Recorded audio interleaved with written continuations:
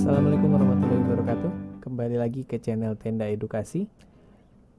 Episode kedua ini kita akan melanjutkan tentang review limit fungsi trigonometri, di mana di episode pertama kita sudah membahas tentang penyelesaian limit fungsi trigonometri dengan metode yang paling sederhana, yaitu substitusi. Bagi yang belum menonton episode 1, silahkan menonton episode 1 dulu untuk lebih memperkuat dasar pemahaman untuk di episode ini, ya. Di episode ini kita akan menggunakan teknik kedua yang paling umum digunakan untuk mencari solusi dari limit fungsi trigonometri, yaitu keistimewaan sin dan tan. Pada bentuk limit fungsi trigonometri, nilai sinus dan nilai tangen itu memiliki keistimewaan, di mana apabila kita memiliki bentuk limit x mendekati 0, dia memiliki keistimewaan, yaitu mereka semua nilainya akan sama dengan 1 apabila limit x-nya mendekati 0. Detail tentang konsep dasar dari keistimewaan ini bisa dicek di materi 2 pada file yang sudah dikirimkan ke Google Classroom. Oke, yang harus diingat hari ini adalah keistimewaan sin dan tan adalah melibatkan bentuk sin x per x, atau tan x per x, atau x per sin x, atau x per tan x, atau sin x per tan x, atau tan x per sin x, di mana mereka semua apabila, ingat syaratnya adalah limit x yang mendekati 0, maka berlaku nilainya akan sama dengan 1. Kira-kira begitu untuk pengingat keistimewaan nilai sin dan tan ini, ya. Contohnya bagaimana? Contohnya seperti ini. Kita bisa lihat pada contoh 1, diberikan limit x mendekati 0 dari sin 7x per 5x. Kita mau cari nilai limitnya berapa. Seperti yang sudah dibahas pada episode 1, apabila kita dapat sebuah bentuk limit, maka step pertama yang akan kita coba adalah substitusi. Jika kita mencoba mensubstitusikan nilai x-nya yang sama dengan 0, maka ini akan jadi sin 7 dikali 0 per 5 dikali 0, sehingga menghasilkan sin 0, karena 7 kali 0 itu 0, per 0. Nilai dari sin 0 adalah 0 per 0 yang di bawahnya ikut, ya. Nah, ini dia termasuk ke dalam bentuk tak tentu dalam limit.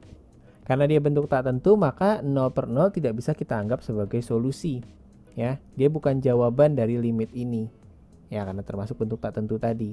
Oke, maka dari itu kita akan menggunakan teknik lain. Teknik yang kita gunakan adalah menggunakan keistimewaan nilai sin atau nilai tan, karena di sini sin berarti yang kita pakai keistimewaan sin, ya. Limit x mendekati 0 dari sin 7x per 5x. Di sini syaratnya sudah terpenuhi, yaitu x-nya sudah mendekati 0. Syarat penggunaan keistimewaan ini adalah limit x harus mendekati 0 dulu, ya. Di sini kita lihat bahwa sudah memuat bentuk sin 7x per 5x, di mana di dalamnya termuat sin x per x. Berdasarkan keistimewaan tadi yang sudah dijelaskan, nilai dari sin x per x itu pada limit mendekati 0 bisa kita ganti menjadi 1. Maka ini akan sama dengan 1 itu dari sin x per x dikali angka yang tersisa yang tidak ikut ke dalam proses keistimewaan tadi, yaitu si 7 dan per 5. Maka nilai limit x mendekati 0 dari sin 7x per 5x simpelnya adalah 7 per 5, di mana 7 per 5 adalah penyelesaian yang valid. Kira-kira begitu, gampang banget ya. Untuk keistimewaan ini kamu hanya harus menjodohkan si sin x per x, atau x per sin x, atau tan x per x, kayak gitu. Di contoh kedua kita bisa lihat ada limit x mendekati 3 dari sin x min 3 per tan 2x min 6. Jika kita coba teknik substitusinya di sini, maka kita akan dapat bentuk sin 3 dikurang 3, karena x mendekati 3 di soalnya, per tan 2 dikali 3 dikurang 6. Maka nilainya akan sama dengan sin 3 kurang 3 itu habis 0 per tan 2 kali 3 itu 6. 6 dikurang 6 juga habis 0. Nilai sin 0 adalah 0 dan nilai tan 0 juga 0. 0 per 0 bentuk tak tentu berarti substitusi bukanlah solusi yang kita inginkan, karena dia tidak bisa memberikan jawaban yang sesuai dengan kaidah limit. Maka dari itu, karena dia bentuknya sudah sama-sama istimewa ya, dimana sin istimewa, tan juga istimewa, kita bisa menggiring dia ke penyelesaian yang menggunakan teknik keistimewaan tadi. Tapi yang jadi unik di sini adalah dia kan limit x-nya mendekati 3 ya. Padahal di syaratnya itu harusnya limit x-nya mendekati 0. Nggak usah bingung.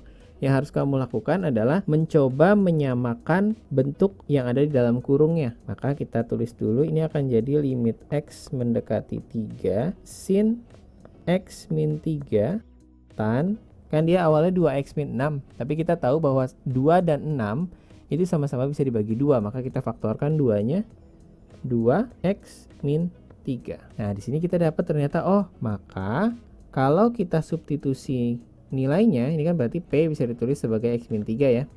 Kita tahu x-nya nilainya adalah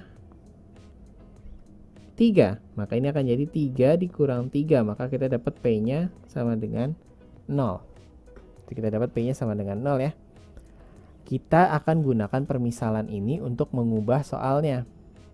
Kita tahu berarti kalau x yang mendekati 3, P-nya kan sama dengan 0. Maka limit P mendekati 0 dari sin P, sin P per tan P. Proses yang apa kuning, nilainya sin P per tan P dikali angka yang tidak dia akan proses, yaitu 1/2. Ingat di atas itu, ini dari walaupun tidak ditulis, sebenarnya kan selalu ada angka 1 dikali angka yang tidak terproses, yaitu 1/2. Ingat di atas itu, jangan sampai lupa walaupun ya, tidak ditulis, maka kamu akan selalu ada angka 1 di jawaban akhirnya adalah 1/2. Sin P itu berarti adalah jawaban yang valid, bukan 0 per 0, tapi lupa ya.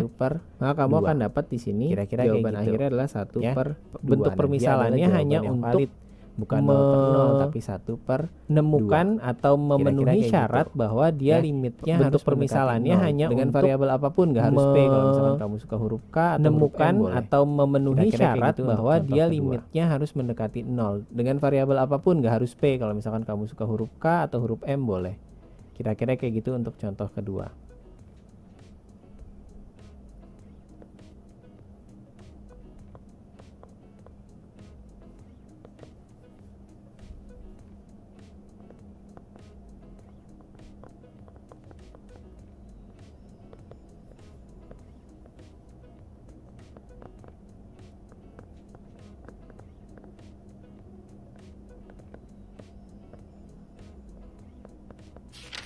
Kita lanjut ke contoh ketiga. Di sini ada dikatakan limit x mendekati 0 dari sin 7x per tan 3x per 5x. Sama, jika kita coba dengan teknik substitusi, maka kita akan dapat ini sin 7 kali 0 ditambah tan 3 dikali 0 per 5 dikali 0, sehingga menghasilkan ini sin 0 per 0 menghasilkan 0 per 0. Artinya substitusi bukan teknik yang tepat untuk digunakan di sini.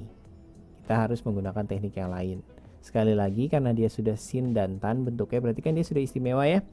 Kalau bisa Bapak katakan ini adalah jenis soal yang memiliki ciri-ciri itu penyebutnya 1. Karena bawahnya itu hanya ada 5x tunggal. Kalau untuk yang penyebut yang sukunya 1 seperti ini, kamu mengerjakannya bisa dengan teknik pecahan yang seperti ini loh. Kalau misalkan kamu punya 12 tambah 6 dibagi 2, itu kan aslinya kalau kamu hitung harusnya 18/2 ya. 18/2 itu 9. Nah, ada teknik lain untuk menyelesaikannya, yaitu kamu pecah saja menjadi 12/2 ditambah 6/2.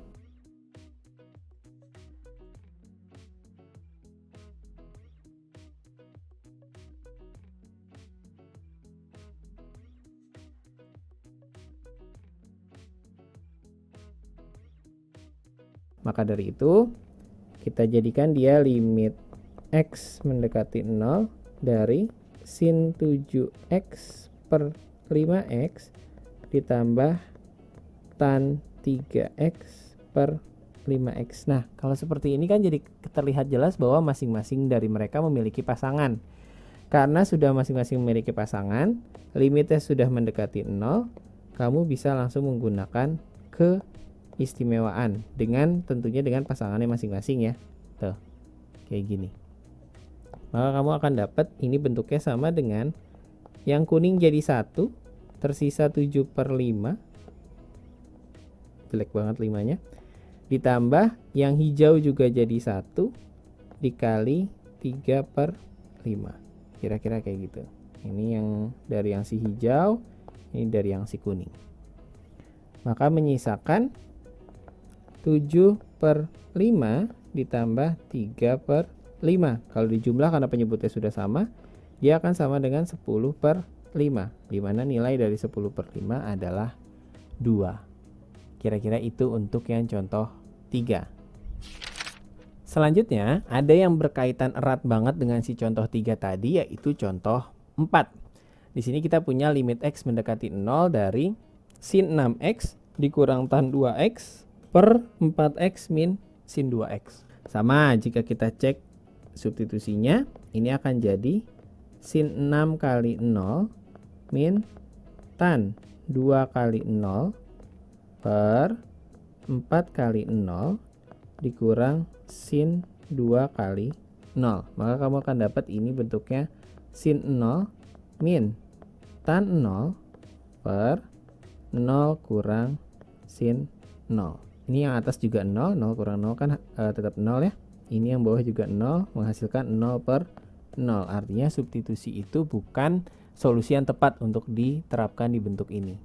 Nah, kenapa tadi Bapak bilang mirip? Karena perbedaan antara bentuk 2 dengan bentuk contoh ketiga dengan contoh keempat itu hanya terletak di penyebut.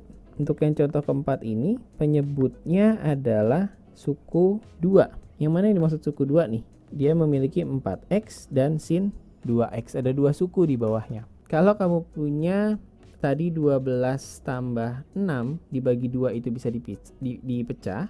Kalau misalkan kamu punya 12 tambah 6 dibagi misalkan 2 tambah 3, itu kan hasilnya harusnya 18/5 ya.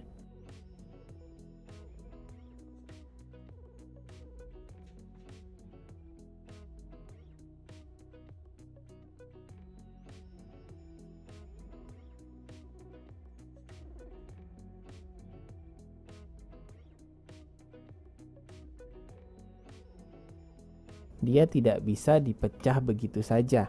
Kenapa? Karena dia kalau dipecah hasilnya jadi beda. Karena dia penyebutnya 2 suku. Itu yang membedakan dia dengan yang contoh 3 tadi. Lalu bagaimana solusinya? Pasti ada jalan. Yang harus kita lakukan adalah kita buatkan mereka masing-masing penyebut. Kalau kamu sadar, sin 6X, tan 2X, 4X, dan sin 2X itu memiliki satu kesamaan. Di mana kesamaan mereka sama-sama memiliki variabel X.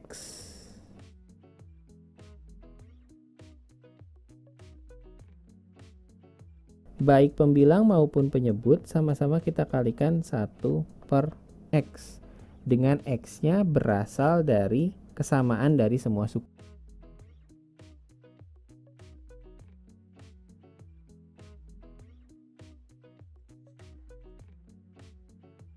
Namanya penyebut kan berarti posisinya di bawah ya. Maka si X-nya yang sama tadi kita posisikan 1/X. Dia posisikan sebagai penyebut juga di bawah. Kira-kira begitu. Ini kalau kita kali semua, maka dia akan menjadi limit X mendekati 0 sin 6X per X dikurang tan 2X per X per 4X per X min sin 2X per X. Sekarang masing-masing memiliki penyebut, memiliki pasangan penyebut per X. Lalu, karena masing-masing sudah memiliki pasangan di sini, maka kita bisa langsung pakai keistimewaannya. Yang mana aja yang istimewa nih? Sin X dengan X berarti tersisa 6. Dikurang tan X dengan X berarti tersisa 2. Kalau ini habis langsung ya. Dia dengan atau tanpa keistimewaan, X dibagi X kan memang habis. Misalkan 4 min sin X dibagi X menghasilkan 1 sehingga sisanya 2. Maka ini akan jadi 4/2. Maka jawaban terakhirnya adalah 2. Nah, ini adalah solusi yang kita inginkan dari bentuk soal di atas untuk contoh 4. Jadi untuk bentuk hasil 0/0 itu bukan jawaban ya, karena 0/0 itu bentuk tak tentu di limit. Tidak bisa kita anggap sebagai solusi atau jawaban. Kira-kira kayak gitu teknik-teknik yang digunakan untuk keistimewaan nilai sin dan tan. Kita sama-sama tahu ya bahwa bentuknya itu kan harusnya ada sin, cos, tan yang paling umum dipakai. Artinya kalau ada keistimewaan sin dan ada keistimewaan tan, kan cosnya belum disebut tuh. Artinya cosnya sebenarnya nggak istimewa. Kita harus cari teknik-teknik lain apabila kita ketemu limit fungsi yang memuat bentuk cos, yang tentunya nggak bisa disubstitusi ya. Gitu. Untuk yang limit si cos ini kita akan dibahas di episode ketiga. Kira-kira cukup sekian dulu episode 2 tentang review limit fungsi trigonometri. Kita akan lanjut lagi di episode berikutnya. Sehat-sehat selalu, semoga yang dipelajari bermanfaat dan bisa membantu kamu nanti di ujian limit fungsi trigonometri. Sekian, assalamualaikum.